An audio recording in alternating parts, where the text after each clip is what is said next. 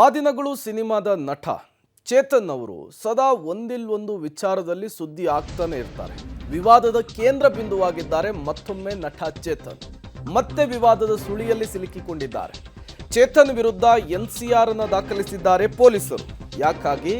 ನಾಡಪ್ರಭು ಕೆಂಪೇಗೌಡರ ಬಗ್ಗೆ ಅವಹೇಳನಕಾರಿ ಪೋಸ್ಟ್ ಮಾಡಿರುವಂತಹ ಆರೋಪ. ಕೆಂಪೇಗೌಡರಿಗೆ ಅಗೌರವವನ್ನು ತೋರಿದ್ದಾರೆ ಅಂತೇಳಿ ದೂರು ಸಲ್ಲಿಕೆಯಾಗಿತ್ತು. ನಟ ಚೇತನ್ ಮತ್ತೆ ವಿವಾದದ ಸುಳಿಯಲ್ಲಿ ಸಿಲುಕಿಕೊಂಡಿದ್ದಾರೆ. ಕೇಸ್ ಕೂಡ ದಾಖಲಾಗಿದೆ. ನೋಡಿ, ಇವರು ಒಂದಲ್ಲ ಒಂದು ವಿಚಾರಕ್ಕೆ ಈ ರೀತಿಯ ಎಡವಟ್ಟುಗಳನ್ನು ಮಾಡ್ಕೊಳ್ತಾನೆ ಇರ್ತಾರೆ. ಈ ರೀತಿಯ ಕಾಂಟ್ರವರ್ಸಿ ಮಾಡದೇ ಇದ್ರೆ ಚೇತನ್ ಅವರಿಗೆ ತಿಂದನ್ನ ಅರಗಿದಂತೆ ಕಾಣಿಸೋದೇ ಇಲ್ಲ ಅಂತ ಕಾಣಿಸುತ್ತೆ.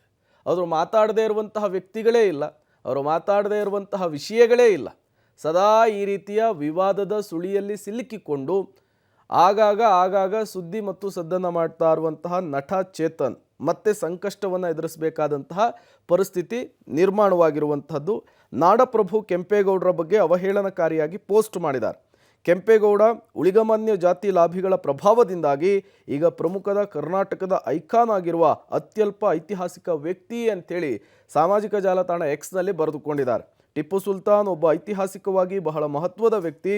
ಅವರ ಜನ್ಮವು ಮುಸ್ಲಿಮರಾಗಿ ಅವರ ಇಂದಿನ ಮಾನ್ಯತೆಗೆ ಅಡ್ಡಿಯಾಗಿದೆ.